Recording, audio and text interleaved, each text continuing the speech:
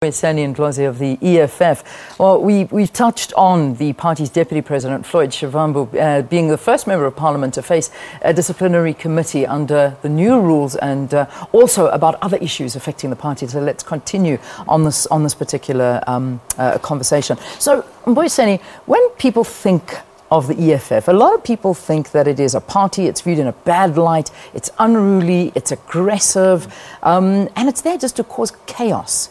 Is this what you guys want to do? No, the order that we are disrupting is the one that is chaotic. There is very little law-abiding citizens within both the executive and the Speaker of Parliament. And this is demonstrated by the fact that every time we've taken her conduct to court, we've won. Because the things that we've been doing have been based on real superior logic. A lot of people said this when we said, look, President Zuma must pay back the money.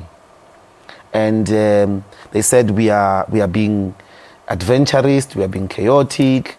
It went to court, and that's what the court said. Basically, the court said the EFF was correct. And then there was the issue that President Malema must not say that the ANC killed workers in Marikana. And we were taken to court. We took the Speaker to court because she ruled that that was unparliamentary. The court said, hell no, the EFF is correct. And you will see, even in this case, the Speaker is wrong about the motion of no confidence. We're going to get a secret ballot. And, you know, for that hour in Parliament, Zuma's heart might even stop of uncertainty. Yeah. So you believe that, you strongly believe you're going to get the secret ballot? Yes, I mean, the arguments, if you've read the papers, are very tight.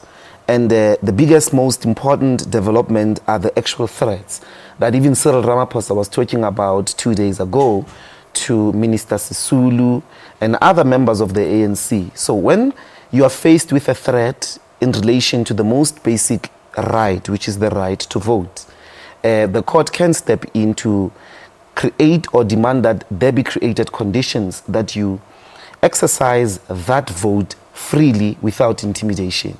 And how do we achieve that? Is that I must have the option of doing it secretly. We get voted secretly as members of Parliament. It's never taboo. We vote for a president. The very sitting speaker was voted through a secret ballot.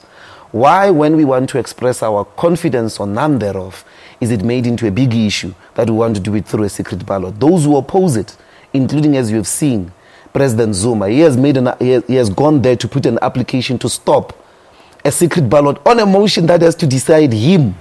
How lowly can a person be? We are discussing whether we have confidence on you. You go and say, no, you must discuss this confidence this way and not this way. He must have let the courts and Parliament decide.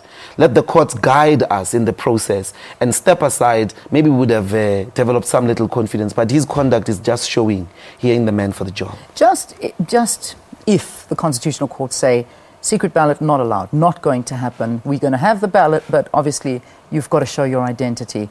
What chance do you honestly think of voting President Jacob Zuma out? The Constitutional Court would have put us in the same trend we've been in. People are not going to vote.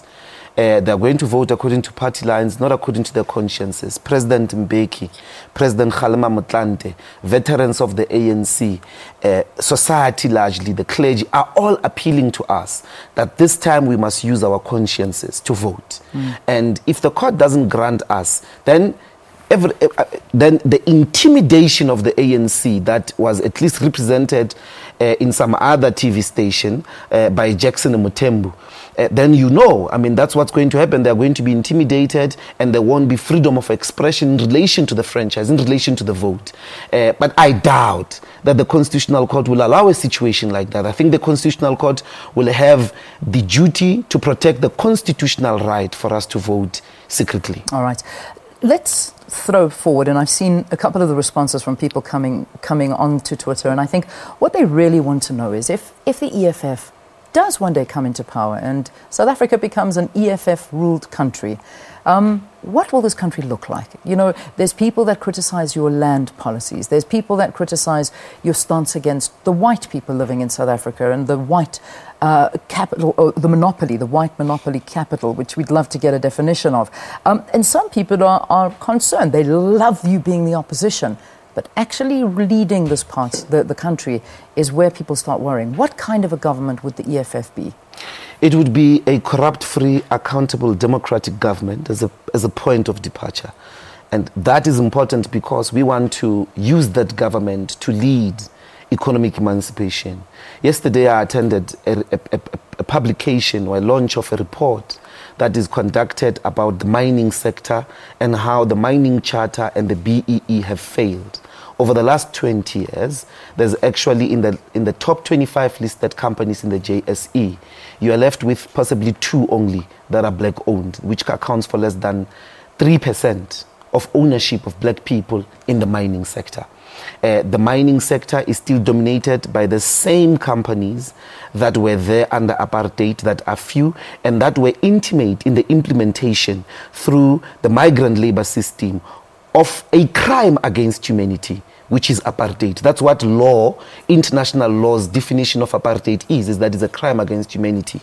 And there, what do you have? You've got a few companies that gather together, decide on the direction of the country in relation to the mining sector around the policies that were humiliating to black people, which we have come to call white monopoly capital, because they ruled in the interests of sustaining white lives, of sustaining white wealth, and that's why they are called white monopoly capitalism, is that they did their wealth, they accrued their wealth at the expense of black people.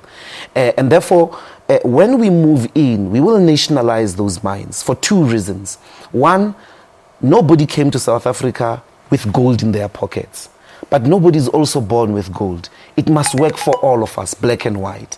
We will be able to pay fees for it so that education is free for all. We'll be able to make sure that healthcare is free for all, but we'll also move, because it's an asset, most of those investments into new industries that are labor intensive, like assembling our own televisions, assembling our own cell phones, even inventing our own cell phones. Do you know that majority of the food that we eat, for an example, comes from outside? Things like a teaspoon comes from outside. Yeah. So you have to go and invest in labor-intensive industries, which will eradicate unemployment. One final point I want to do as we wrap up here, and if you can do this for me in like a minute. Okay. There's already some complaints from within the party of the runnings of the EFF, the monies involved, of your leader-in-chief, Julius Malema. You come and say that it's going to be a corrupt-free country.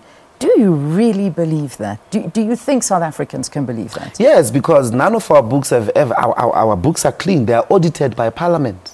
They are audited by people who want to take us to DC. So you have to disabuse yourselves that the CIC is corrupt. I mean, he's come against this government, and they've taken him to court every day, and he has been there consistently as a law-abiding citizen to answer the charges that courts had to throw out because the government never pitched to present them. That is a discourse the enemy wants you to believe. The EFF is the cleanest political party financially that there is. All right, we leave it there. Thank you for talking to us.